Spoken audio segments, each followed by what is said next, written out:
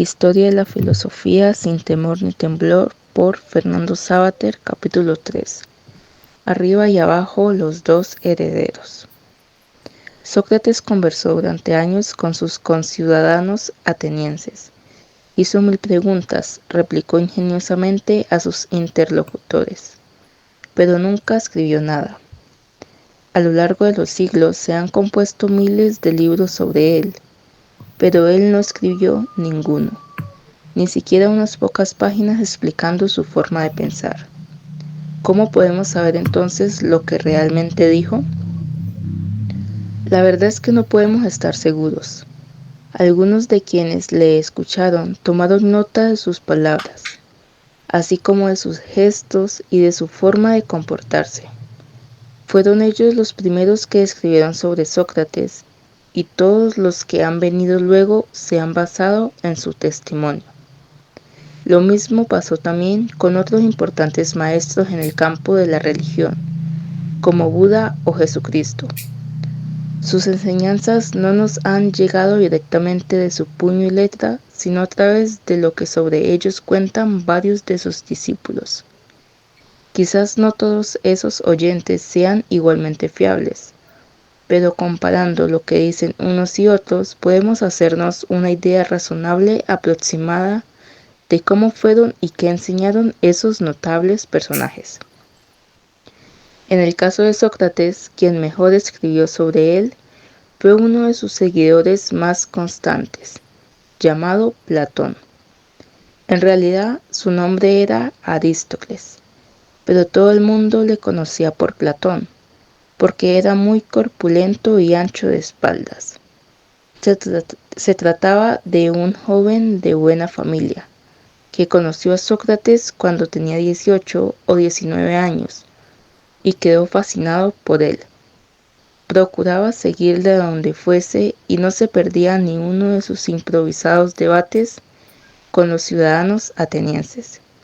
Después de la ejecución de Sócrates, Platón se propuso escribir cuanto recordaba de ese extraño maestro, un maestro que no quería ser maestro de nadie, y reproducir lo mejor que pudiera el encanto y la inteligencia de su permanente interrogación en busca de la verdad.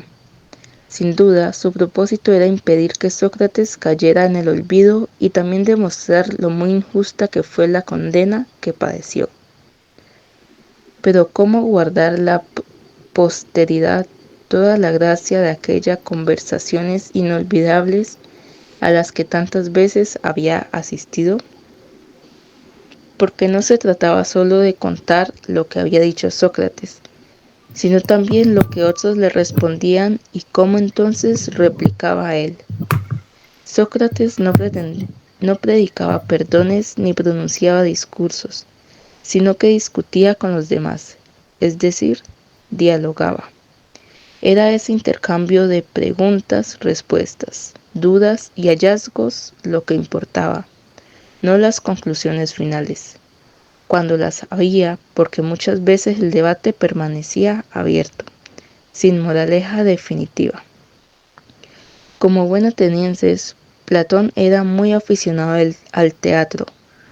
Ya hemos dicho lo importante que era ese espectáculo en aquella ciudad, de modo que tuvo la ocurrencia genial de contar sus recuerdos de Sócrates de una forma teatralizada. Escribió unos diálogos entre diversos personajes, uno de los cuales el propio Sócrates, que debaten, se contradicen o se ponen de acuerdo sobre las cuestiones más diversas. Así logra transmitir no solo las opiniones de Sócrates y de sus interlocutores, sino también el ambiente que aquellas charlas, con toda su incomparable libertad y su frecuente humor.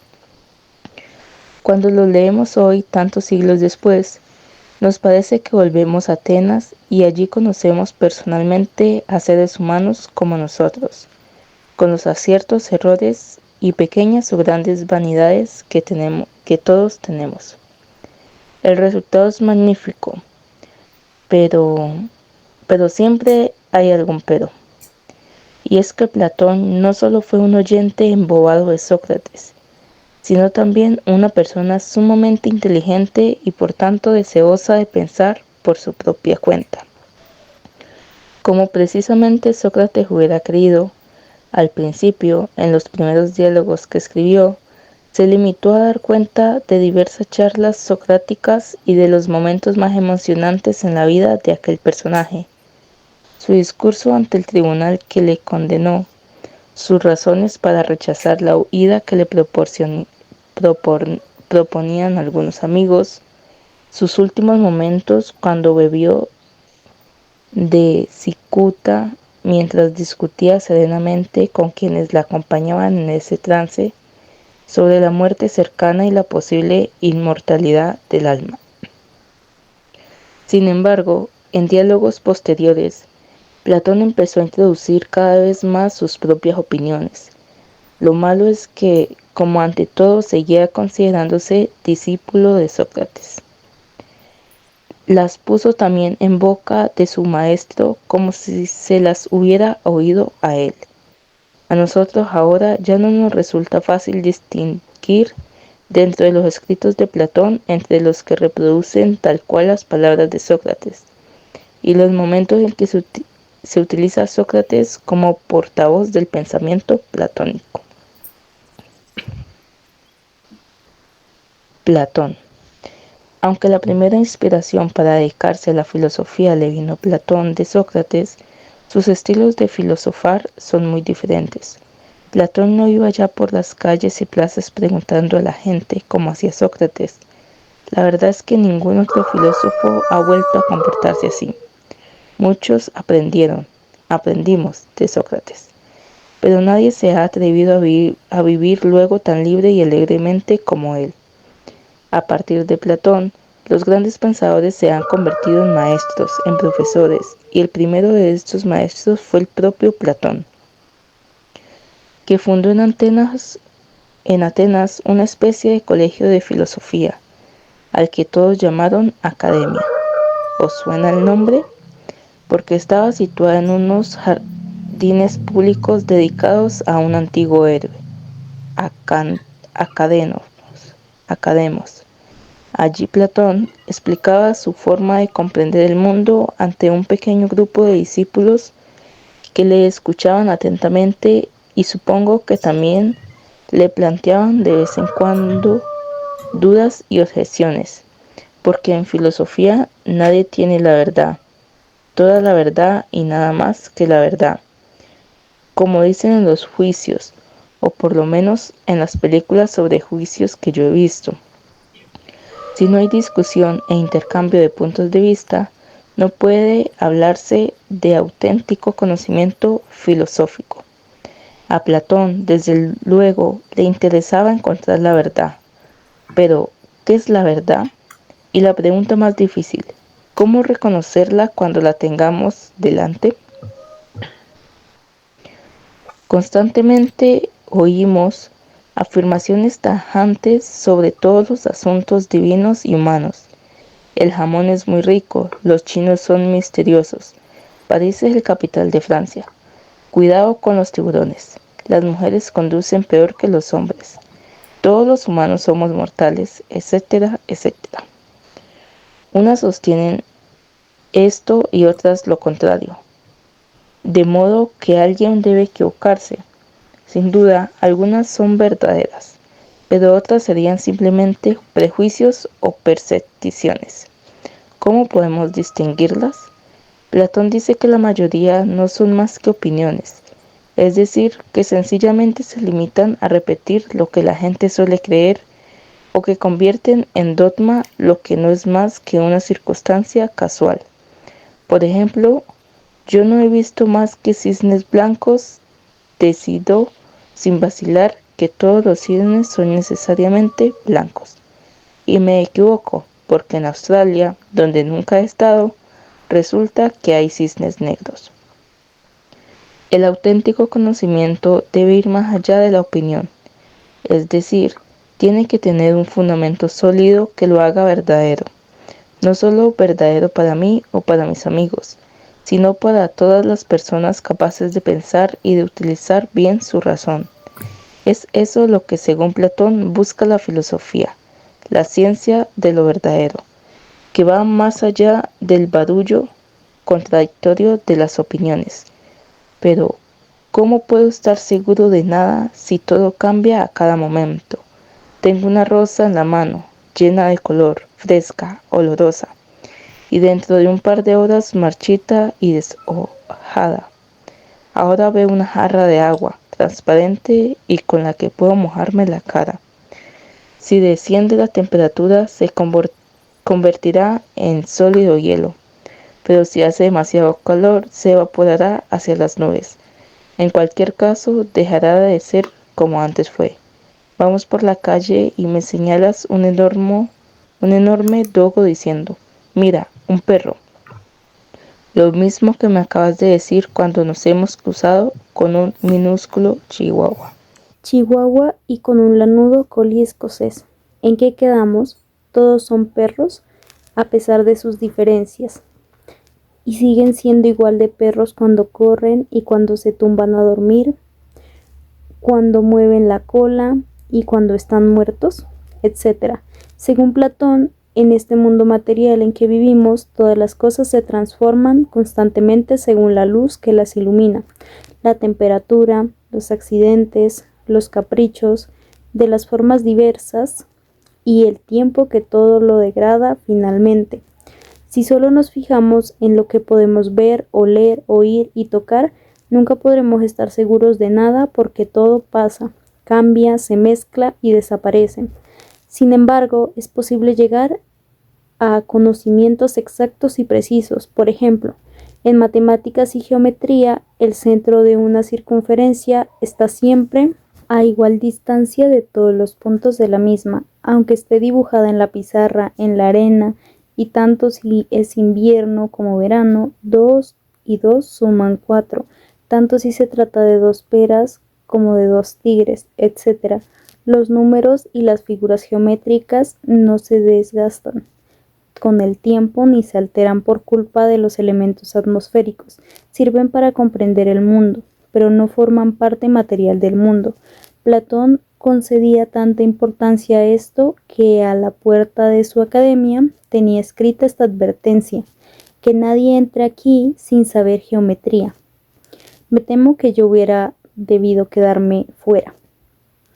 Y de modo semejante, pensaba que más allá de las cosas materiales que conocemos, por medio de los sentidos, hay unas ideas que son la verdad inmutable y eterna de cada una de ellas. La idea de la rosa nunca se marchita, la idea del agua ni se congela ni se evapora, y la idea de perro vale por cualquier tipo y forma de perro. Hay una idea que expresa la realidad duradera de las cosas entre las que vivimos, las que vemos cambiar y perecer sin cesar. Quienes intentan conocer a partir de la materia y de lo que nos dicen los sentidos no logran más que repetir meras opiniones sin un fundamento seguro y que se contradicen unas a otras. Solo los que son capaces de percibir las ideas eternas e inmutables, es decir, los filósofos, son para Platón capaces de una verdadera ciencia, es decir, de un conocimiento seguro, tan riguroso e inatacable como las mismísimas matemáticas. Para que se entendieran mejor sus enseñanzas, que no son nada fáciles, Platón recurría frecuentemente en sus diálogos a mitos.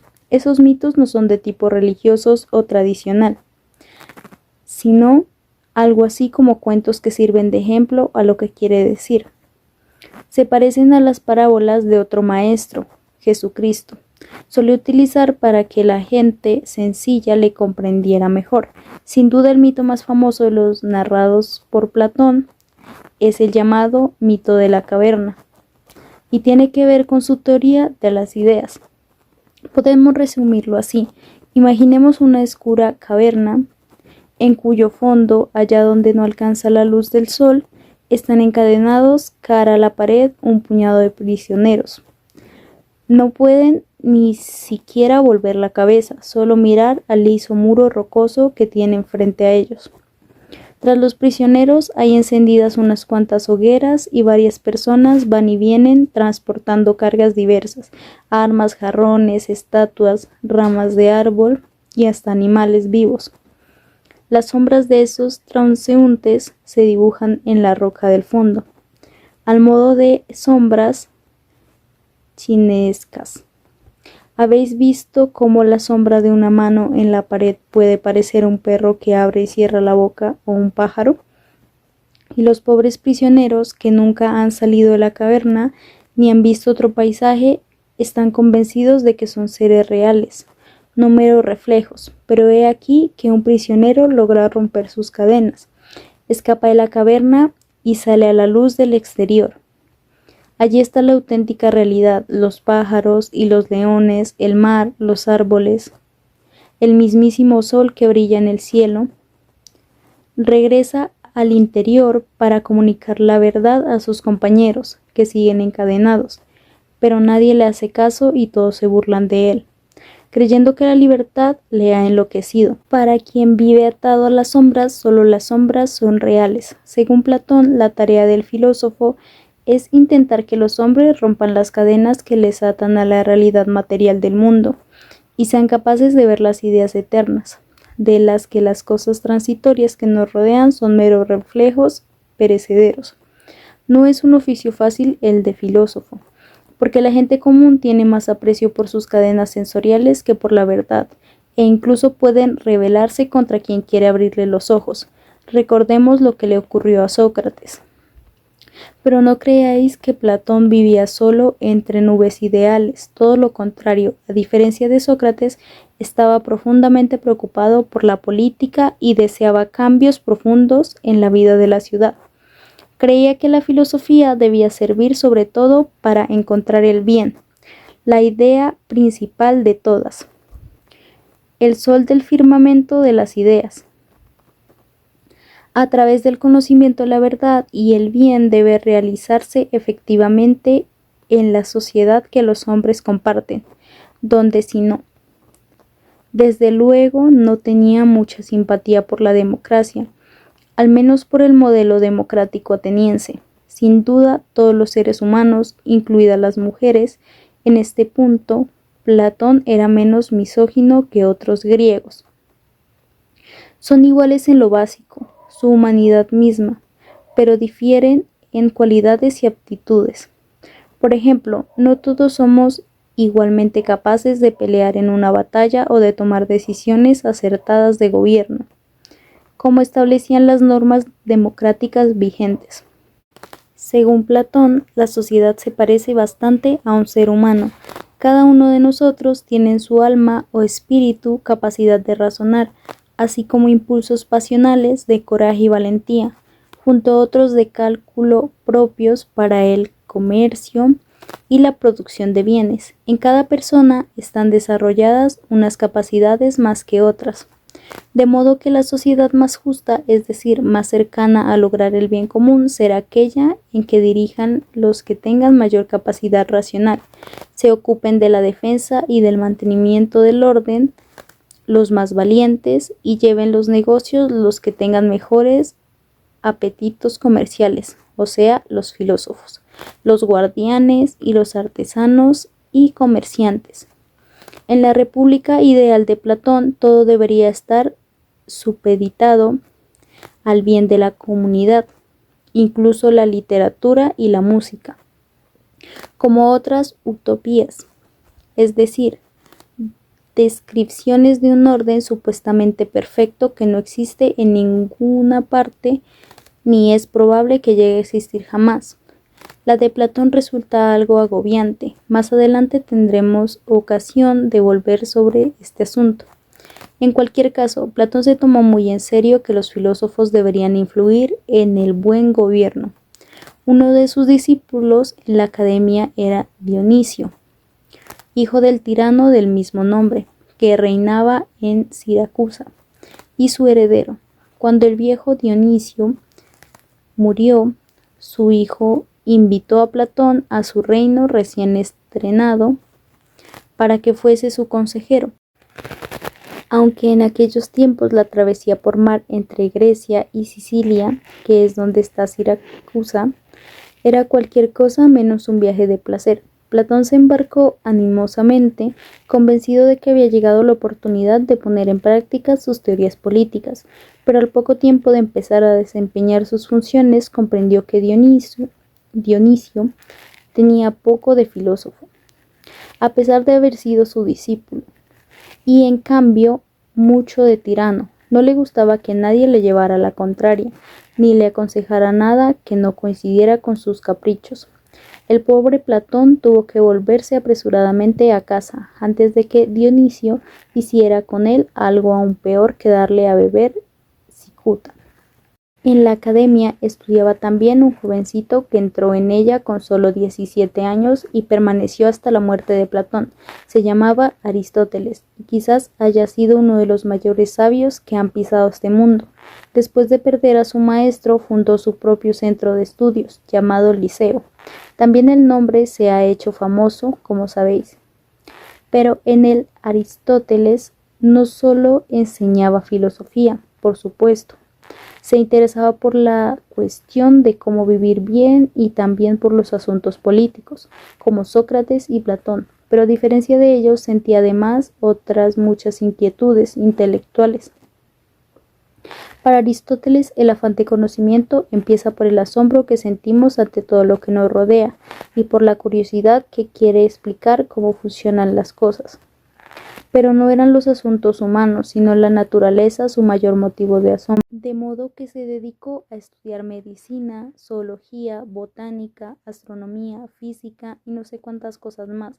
Los seres materiales entre los que vivimos no le parecían un simple decorado para nuestras aventuras humanas, ni el reflejo degradado de alguna realidad superior, sino misterios apasionantes cuya condición y funcionamiento quería a toda costa conocer, como científico en el sentido moderno del término. Fue un observador excelente.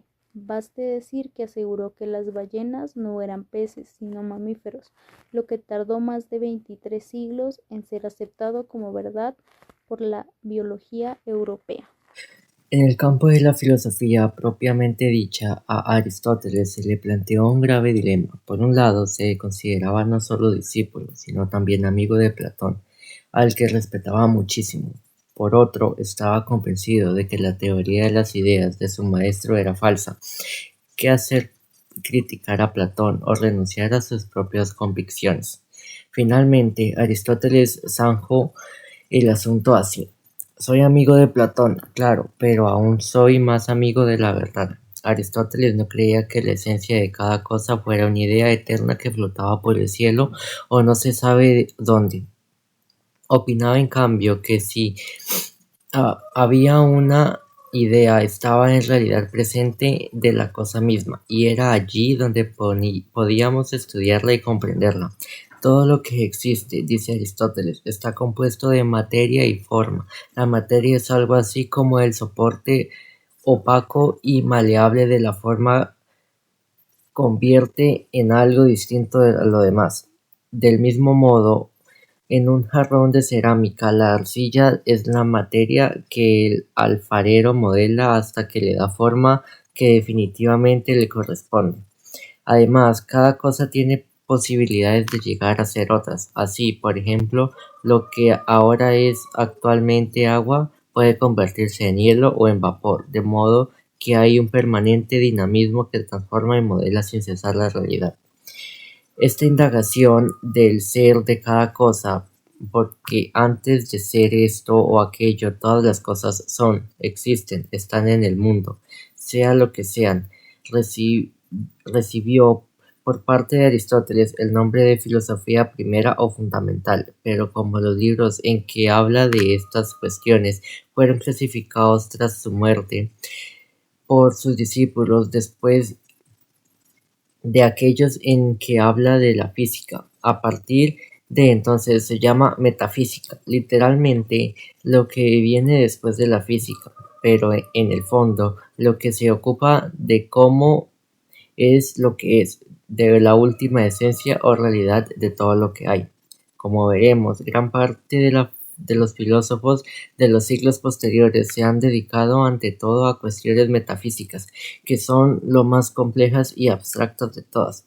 Pero hay también otros 2 campos muy importantes de la filosofía que fueron inaugurados por Aristóteles: la lógica y la ética. La lógica, cuyo nombre viene de la palabra logos, que significa razón o pensamiento, se ocupa de cuáles son los mecanismos que nos hacen razonar de modo conveniente. En efecto, no basta con observar lo que nos rodea para llegar a saber algo. También es preciso sacar las conclusiones de lo que observamos de modo correcto. Y por supuesto, cuando discutimos de algún asunto, la razón no la tiene quien más grita, sino el que es capaz de enlazar sus argumentos de modo adecuado. Aristóteles suponía que la mayor parte de nuestros razonamientos son en forma de silogismos, es decir, 2 premisas de cuya combinación obtenemos una conclusión. Por ejemplo, todos los humanos son racionales. Alba es humano, por tanto Alba es racional. O Nemo, si prefieres. Es importante señalar que la lógica no se ocupa de si las premisas son verdaderas o falsas, solo de que la conclusión derive correctamente de ellas. Por ejemplo, de las premisas, algunos gorriones tienen 4 patas y todos los gorriones son aves. Puede deducirse correctamente que algunas aves tienen 4 patas. Es una conclusión zoológicamente falsa, porque parte de un hecho falso, pero lógicamente es verdadera. En cambio, en 2 premisas verdaderas, como todos los gorriones son aves y todos los avestruces son aves, no puede deducirse lógicamente que algunos gorriones son avestruces, de modo que el conocimiento auténtico necesita premisas verdaderas y conclusiones lógicamente correctas. En cualquier caso, un buen aprendizaje de los mecanismos de la lógica es predecible, para no dejarnos embaucar por quienes parece que razonan y en realidad solo proclaman falacias, es decir, silogismos falsos. También fue Aristóteles el inventor de la ética, que el nombre técnico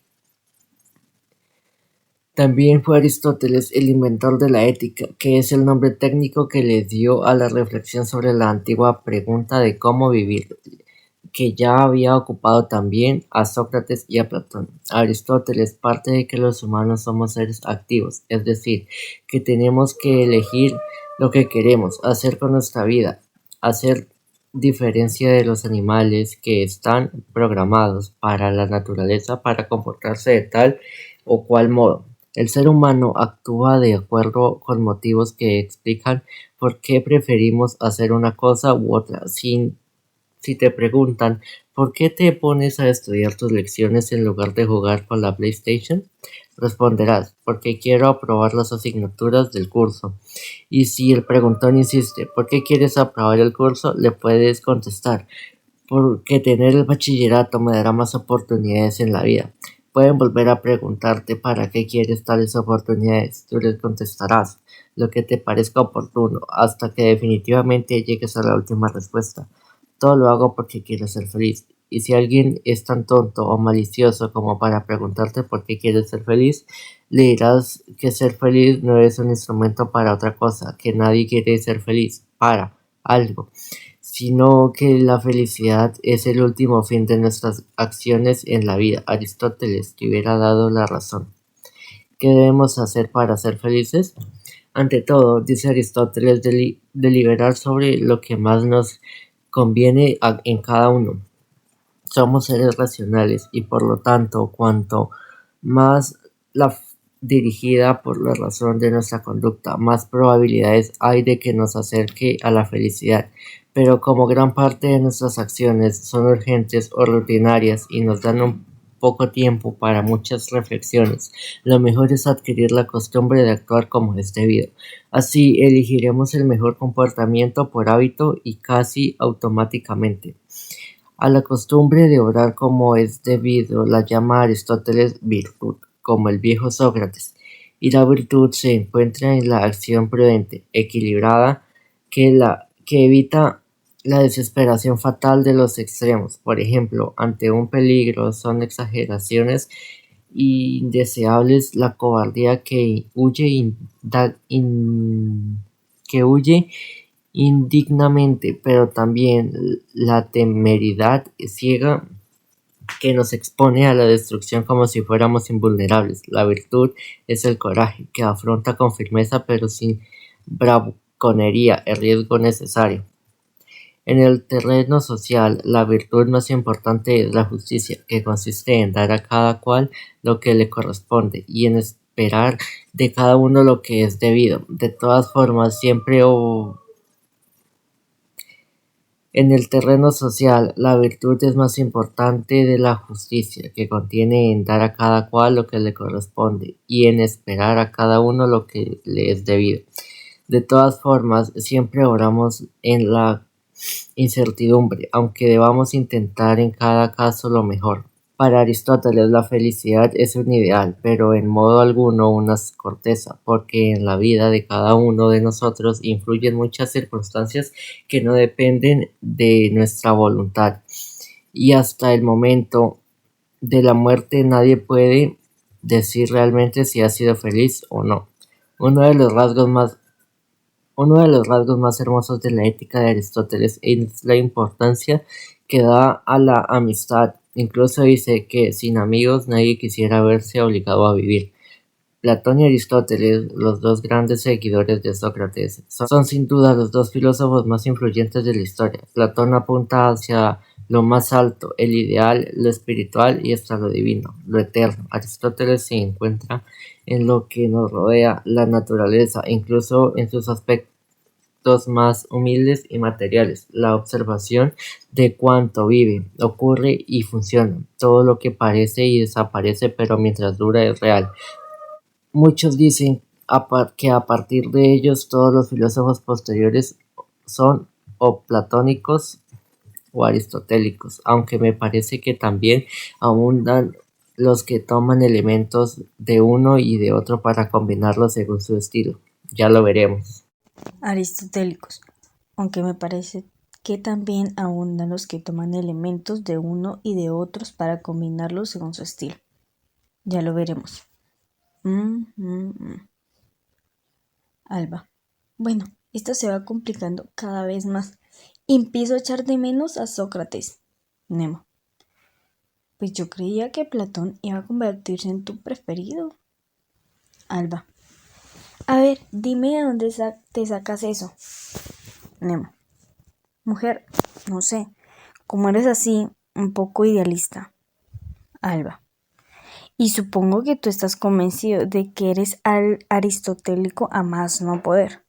No, soy muy realista, para que lo sepas. Alba. Si no llegas a decírmelo, nunca me hubiera dado cuenta. Nemo. A mí eso de las ideas separadas de las cosas volando de aquí para allá, nada que me convence. ¿Por qué? Vamos a ver. ¿Dónde están las ideas? Alba. Pues no tengo ni idea. Y perdón el chiste. Además, supongo que las ideas están allí donde estén los números. Nemo. ¿Qué números? Alba. Pues todos. El 5, el 9, el 1325 y luego las figuras geométricas como el triángulo isósceles, que tiene un nombre precioso, y el rectángulo y el dodecaedro y... Nemo. No es lo mismo. Alba. ¿Cómo que no? ¿Acaso no están los números separados de las cosas? Yo he visto 4 mesas y 3 ventanas, pero nunca el 4 ni el 3, ni mucho menos el 4 por 3, 12.